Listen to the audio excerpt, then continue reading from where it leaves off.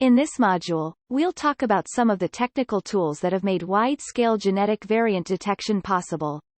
Knowing about the software and data structures will help us feel more comfortable with genomic sequencing, bioinformatics, and data science for variant detection. These tools have broad application, from tracking the Delta variant of coronavirus, to locating the genes responsible for hair or eye color. Except where otherwise indicated, this content is available for use under CC BY 4.0. This module has 4 objectives. First, we will learn a little more about what we mean when we call genomic data reads. Next, we will become more familiar with reference genomes and alignments and how they help us find genomic variants. From there, we will explore the different data structures of clean and raw genomic data and talk about sequencer quality scoring. Some people describe genomic data as looking like a shredded book. Let's look at an example. Imagine that Charles Dickens accidentally shreds the first printing of A Tale of Two Cities. He has 5 spools of pages, all of which were shredded. Each book spool contained over 130,000 words, leading to about 130,000 paper fragments.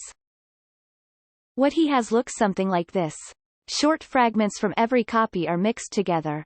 Some fragments are identical. These text fragments are around 5 words, so they are very short compared to the length of the text.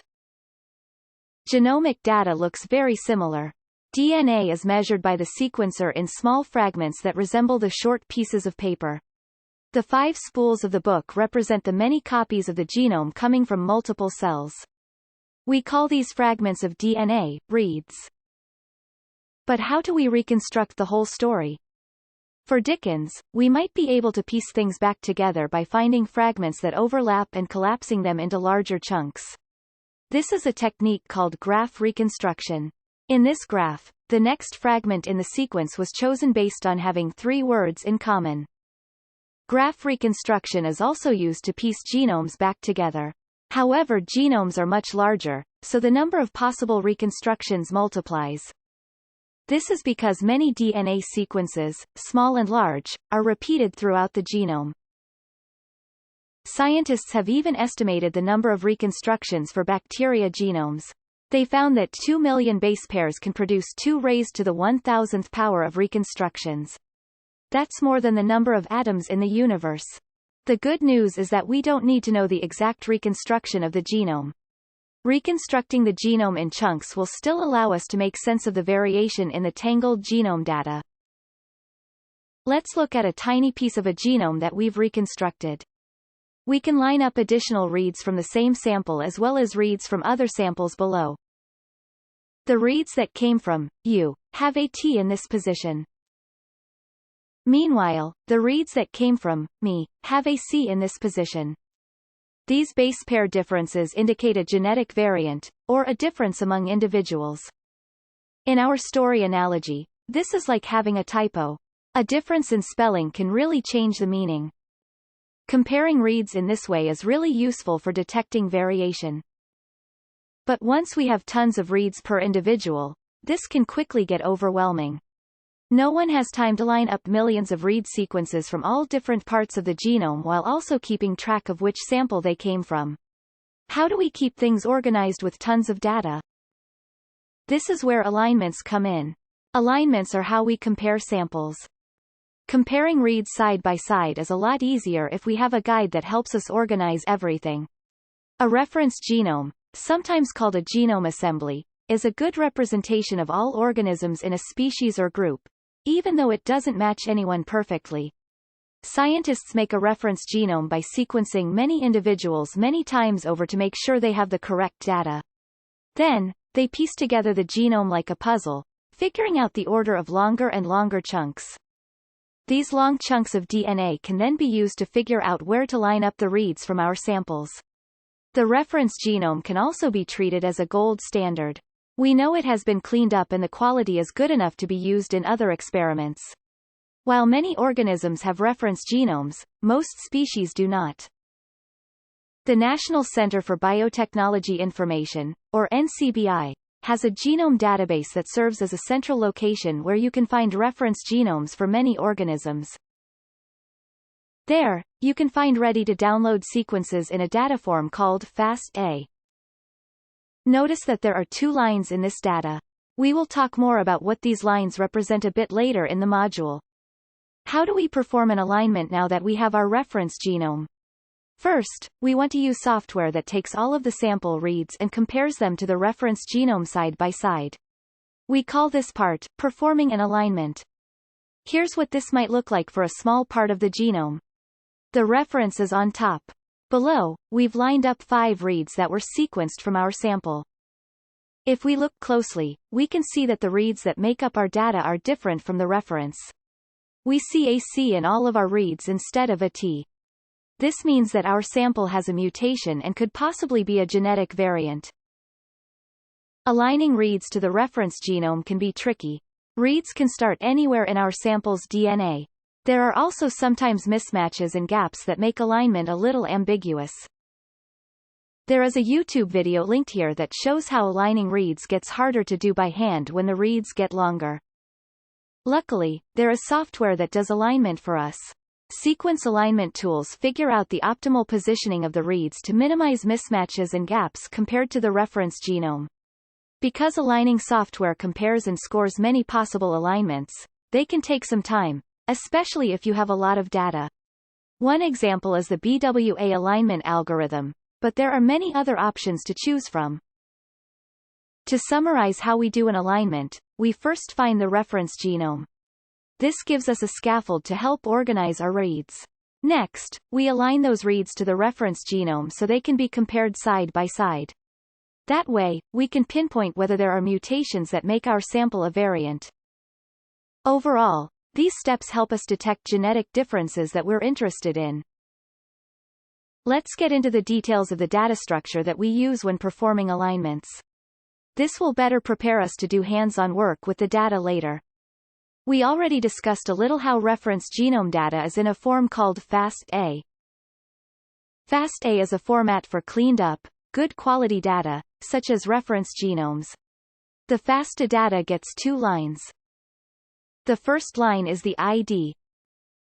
The second line is the actual sequence. The lines here wrap around because they are really long.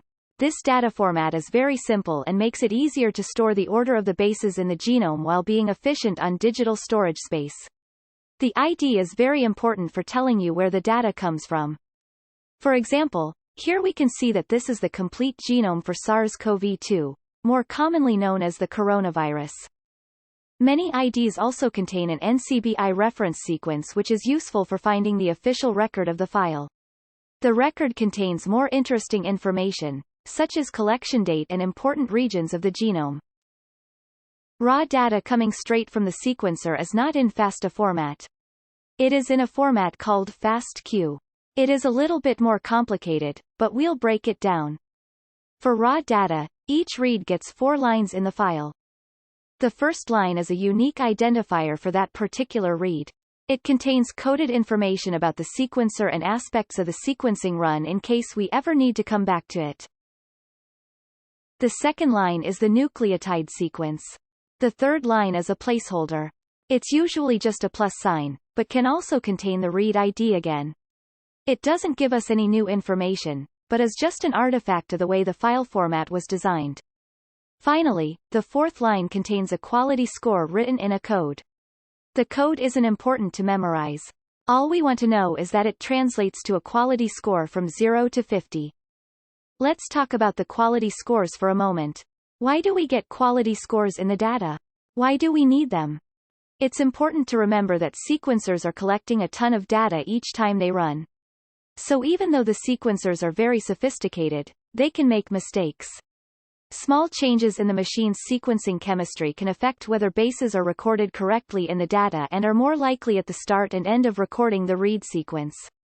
Because of those small differences, it's important that we have some measure of how good we feel about each of the bases in our sequencing reads. This is where quality scores come in. When we translate the quality score code from the raw data, we get a number from 0 to 50 for each base. The important thing is that when the code is translated, most of the bases should have a quality score above 30. This means that the base has less than a 1 in 1,000 chance of being called incorrectly, and we can feel pretty good about the data that the sequencer recorded. Quality scores are really useful for filtering out low-quality data. Just like for the alignment step, there are many bioinformatic tools that can be used to filter all of the reads in your data based on the quality scores. The quality scoring can be a little confusing with the raw data and how it is translated into a number. But the take-home message is that quality scores help us filter out data that is wrong or low quality.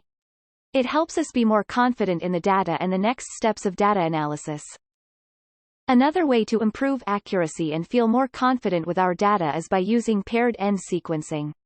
In paired-end sequencing, the sequencer reads the fragment of DNA twice, both forward and backward. This acts like proofreading and can eliminate some mistakes made by the sequencer. Paired-end reads also help with DNA sequences that have a lot of repeated bases in a row. When dealing with paired-end read data, the forward and reverse reads are in separate FASTQ files. Sometimes, these are just referred to as read 1 and read 2. To summarize, there are a couple of key differences between reference data and raw data. Reference data is in FASTA format, is put together and cleaned up by scientists, and consists of 2 lines of information per entry. Raw data on the other hand is in FASTQ format, comes directly off of the sequencer, and contains 4 lines of information per entry. Importantly, raw data also contains quality scores and can come in a paired-end form. You can think of the Q in FASTQ as referring to quality. In this module, we learned about reads in genomic data, about reference genomes and alignments and how they help us find genomic variants, as well as the different data structures of clean and raw genomic data and quality scoring. All of these play an important role in discoveries. Raw data is produced by sequencers. This has become much faster and cheaper with the sequencing revolution, but we still need smart people to make sense of the data. One of the first things we do when we get our data is make sure it is of good quality. We can check the quality scores with software programs to do this. Performing an alignment helps us compare our data to the reference genome that has already been cleaned up by scientists. This helps us make new discoveries. Finally, why do we do all of this? There are many examples of how this process can turn into really important discoveries. We've already talked about how variant detection analysis can help us find novel strains of the coronavirus, but this process works in other infectious diseases too. Like the coronavirus, the influenza virus mutates and contains variants.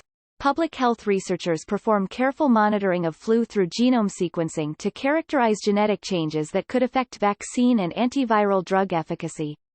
Flu is present across many species including livestock animals. These scientists also look at variants of flu in other animals to determine the risk of spillover to humans.